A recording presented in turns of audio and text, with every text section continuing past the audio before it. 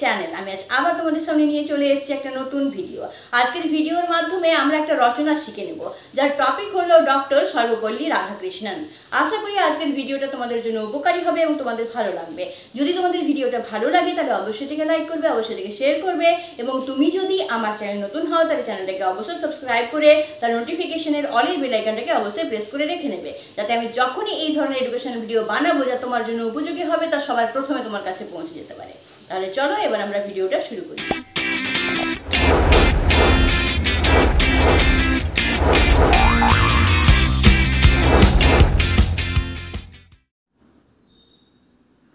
সর্বপল্লী রাধাকৃষ্ণনের জীবনী। শিক্ষামোদের প্রাণের গুরু, আদর্শেরই প্রতীক, তার দেখানো পথে হেঁটে ছাত্রছাত্রীরা পথিক। এই মহান প্রতিভার পেশায় কখনো কোনো অভাব হয় না। ঠিক তেমনি আমাদের ভারতবর্ষের শিক্ষার্থী সমাজ আজও যাদের নিয়ে গর্ব করে, সেই শিক্ষাকেন্দ্রিক মনীষীদের প্রধান পুরুষ হলেন ডক্টর সর্বপল্লী রাধাকৃষ্ণন। তিনি শুধুমাত্র ভারতের প্রথম উপরাষ্ট্রপতি ও দ্বিতীয় রাষ্ট্রপতিই ছিলেন না, তিনি ছিলেন আদর্শ শিক্ষক। তার দেশপ্রেম, ভারতীয়তাবোধ, আদর্শ রাষ্ট্রনেতৃত্ব, তার সহজ সরল অনাড়ম্বর জীবনধারণ, চেতনাশীল সুশিক্ষা এবং ছাত্রদের সঙ্গে অনুকরণীয় আচরণই ছিল প্রধান। এই অসাধারণত্বের জন্যই ডক্টর সর্বপল্লী রাধাকৃষ্ণনের এত খ্যাতি। সর্বপল্লী রাধাকৃষ্ণনের ব্যক্তিজীবন। আদর্শ শিক্ষক তথা ভারতরত্ন ডক্টর সর্বপল্লী রাধাকৃষ্ণন 5ই সেপ্টেম্বর 1888 খ্রিস্টাব্দে তামিলনাড়ুর পল্লী অঞ্চলের তিরুট্টানি গ্রামে এক দরিদ্র ব্রাহ্মণ পরিবারে জন্মগ্রহণ করেন। পিতা সর্বপল্লী বীরস্বামী পেশায় একজন বিদ্বান ব্রাহ্মণ পণ্ডিত ছিলেন এবং মাতা সীতাম্মা ছিলেন গৃহপত্নী। তিনি একে একে শৈশব কৈশোর জীবন পার করে যৌবন পর্যায়ের প্রথম ভাগে মাত্র 16 বছর বয়সে 1904 খ্রিস্টাব্দে শিবু কামু দেবীর সঙ্গে দাম্পত্য জীবনে আবদ্ধ হন এবং 5 কন্যা ও 1 পুত্রের প্রতিপালন করেন। মহান ইতিহাসবিদ সর্বপল্লী গোপাল ছিলেন ডক্টর সর্বপল্লী রাধাকৃষ্ণনের একমাত্র পুত্র। সর্বপল্লী রাধাকৃষ্ণনের শিক্ষা জীবন। সর্বপল্লী রাধাকৃষ্ণন প্রথম থেকেই মেধাবী ছাত্র ছিলেন। তিরুট্টানি গ্রামে শিক্ষায় হাতেখড়ি করার পর তার পিতা তিরুপতিতে লুথারান ক্রিশ্চিয়ান মিশন স্কুলে ভর্তি করান।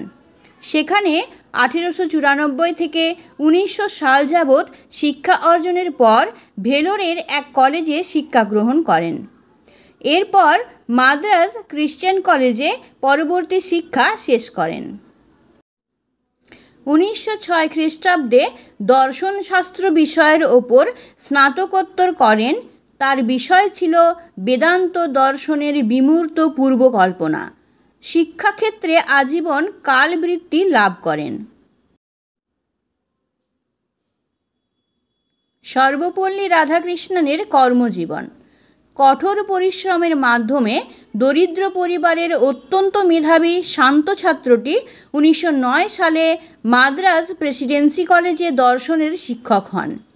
1916 সালে দর্শনের সহকারী অধ্যাপক হন। 1918 সালে মহীশূর বিশ্ববিদ্যালয়ে স্বাধীনভাবে অধ্যাপনা শুরু করেন।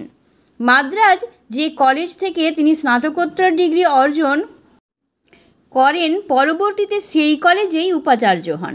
তিনি বেনারস বিশ্ববিদ্যালয়ে উপাচার্য হন। এমনকি তিনি দেশ বিদেশের বিভিন্ন বিশ্ববিদ্যালয়ে অধ্যাপনার আমন্ত্রণও পেয়েছিলেন। সর্বপল্লী রাধাকৃষ্ণনের লেখনী। ডক্টর সর্বপল্লী রাধাকৃষ্ণন একসময়ে তিনি বিভিন্ন পত্রিকাতেও লেখালেখি করেছেন। তার উল্লেখযোগ্য গ্রন্থগুলির মধ্যে প্রথম the philosophy of Rabindranath Tagore এবং দ্বিতীয় গ্রন্থ the reason of religion in contemporary philosophies প্রকাশিত হয়। সর্বপল্লী রাধাকৃষ্ণনের রাজনৈতিক জীবন। পরাধীন ভারতবর্ষে স্বাধীনতা অর্জনের জন্য বিভিন্ন কর্মসূচির মাধ্যমে তার রাজনৈতিক জীবনের সূচনা হয়।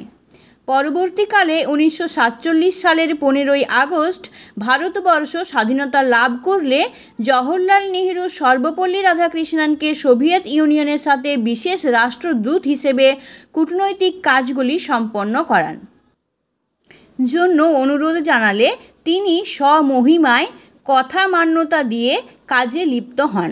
এ সময় তিনি 1947 সাল থেকে 1949 সাল পর্যন্ত গণপরিষদের সদস্য হিসেবেও কাজ সম্পাদনা করেন। তার সফল শিক্ষা জীবনের পর রাজনীতিতেও কর্মকাণ্ড ও আচরণের ভূয়সী প্রশংসার অধিকারী হন। সংসদে একজন সক্রিয় রাজনীতিবিদ হিসেবে আত্মপ্রকাশ করেন। স্বাধীন ভারতের সংবিধান রচনার প্রাক্কালে ডক্টর সর্বপল্লী রাধাকৃষ্ণন 13ই মে 1952 সাল থেকে 13ই মে 1962 সাল পর্যন্ত দীর্ঘ 10 বছর দেশের প্রথম উপরাষ্ট্রপতি পদে ছিলেন। এ সময় তিনি শিক্ষা ব্যবস্থায় ব্যাপক উন্নতি সাধন করতে চেয়েছিলেন। এরপর তিনি 13ই মে 1962 সালে স্বাধীনভাবে ভারতের দ্বিতীয় রাষ্ট্রপতি নির্বাচিত হন। 13ই মে 1967 সাল পর্যন্ত কর্মক্ষম থাকেন। তিনি রাষ্ট্রপতি থাকাকালীন বিভিন্ন ঘাত প্রতিঘাতের মাধ্যমে যেমন একদিকে চীন ও পাকিস্তানের সাথে ভারতের যুদ্ধে চীনের কাছে ভারতের পরাজয়, অন্যদিকে দুই প্রধানমন্ত্রীর মৃত্যুও ঘটলে রাষ্ট্রে অচল অবস্থার সম্মুখীন হতে হয়েছে।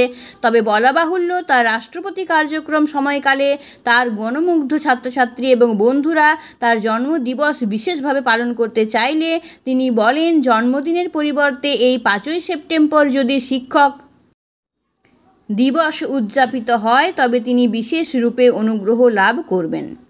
সে সময় অর্থাৎ 1962 সাল থেকে আজও তার জন্মদিনটিকে প্রাধান্য দিয়ে শিক্ষক দিবস পালন করা হয়। সর্বপল্লী রাধাকৃষ্ণনের পুরস্কার সম্মান। আদর্শ শিক্ষাবিদ, দার্শনিক, রাজনৈতিকবিদ ডক্টর সর্বপল্লী রাধাকৃষ্ণন 1931 খ্রিস্টাব্দে ব্রিটিশ সরকারের দ্বারা নাইট উপাধিতে ভূষিত হন। এছাড়া তিনি 1933 থেকে 1937 খ্রিস্টাব্দ পর্যন্ত 5 বার সাহিত্য বিভাগে নোবেল পুরস্কারের জন্য মনোনীত হন এবং 1938 খ্রিস্টাব্দে ব্রিটিশ একাডেমির ফেলো হিসেবেও মনোনীত হন। 1954 খ্রিস্টাব্দে পেয়েছেন ভারতের সর্বোচ্চ অসামরিক সম্মান ভারতরত্ন পুরস্কার। ওই বছরই পেয়েছেন জার্মানি বিজ্ঞান ও কলা বিভাগের সাম্মানিক পুরস্কার। 1961 সালে জার্মান বুক ট্রেড তত্ত্বাবধানে পেয়েছেন শান্তি পুরস্কার এবং 1968 সালে পেয়েছেন সাহিত্য একাডেমি পুরস্কার। জীবনাবসান। বিরাট প্রতিভার অধিকারী ভারতরত্ন সর্বপল্লী রাধাকৃষ্ণন 17ই এপ্রিল 1975 খ্রিস্টাব্দে হৃদরোগে আক্রান্ত হয়ে পরলোক গমন করেন। তাহলে দেখলে কি সুন্দরভাবে আমরা এই ভিডিওর মাধ্যমে ডক্টর সর্বপল্লী রাধাকৃষ্ণন সম্পর্কে অনেক কথা জেনে নিতে পারলাম। তোমরা কিন্তু ঠিক এইভাবেই রচনাটা লেখার চেষ্টা করবে, তাহলে দেখবে তোমরা এক্সামে ভালো মার্কস পেতে পারবে। আশা করি আজকের ভিডিওটা তোমাদের জন্য উপকারী হবে। তাহলে আজকের ভিডিওটা আমি এখানেই শেষ করছি। পরের ভিডিওতে নতুন কোনো টপিক নিয়ে আবার তোমাদের সামনে হাজির হচ্ছি। ততক্ষণের জন্য বাই, এবং ভিডিওটা দেখার জন্য তোমাদের অসংখ্য ধন্যবাদ।